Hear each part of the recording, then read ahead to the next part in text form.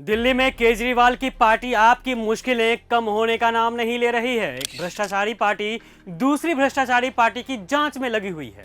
दरअसल जब से दिल्ली में बीजेपी की सरकार आई है, केजरीवाल के पार्टी के सदस्यों में खौफ का माहौल बन गया है।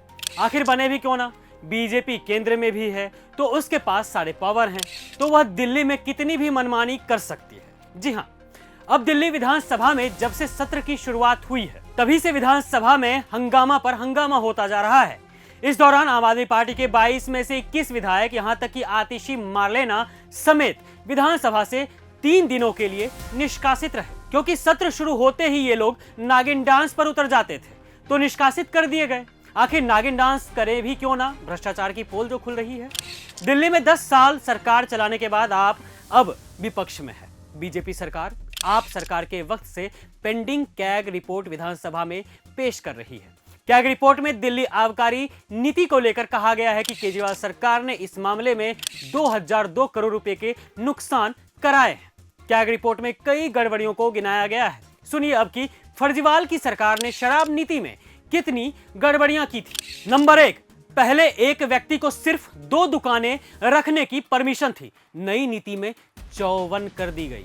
नंबर 2, पहले सरकारी शराब की दुकानें सिर्फ 377 थी, नई नीति में 849 वेंट्स बना दिए गए, जिसमें 22 निजी खिलाड़ियों को लाइसेंस मिले। इससे एकाधिकार को बढ़ावा मिला।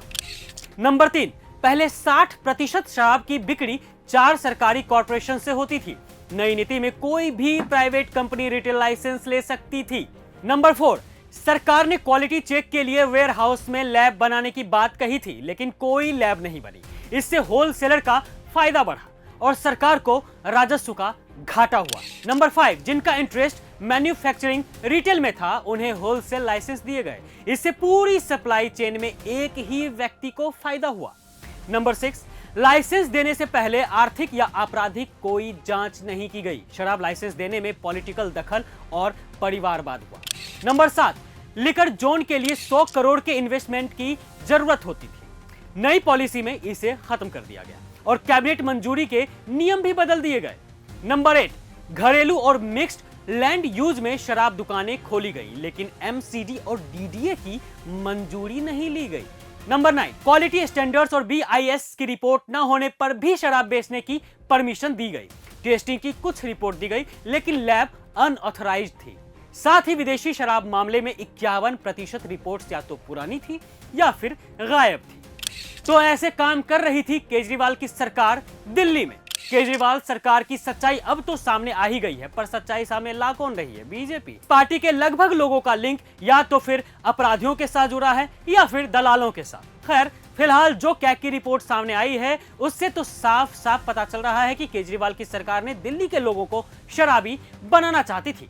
साथ ही साथ फ्रॉड काम करके केजरीवाल अपना पॉकेट भी भर रहे थे, पर अब नहीं, उनकी मुश्किलें अब बढ़ गई हैं। यहां तक कि यह भी कहा जा रहा है कि वह फिर से तिहाड़ के मेहमान बन सकते हैं।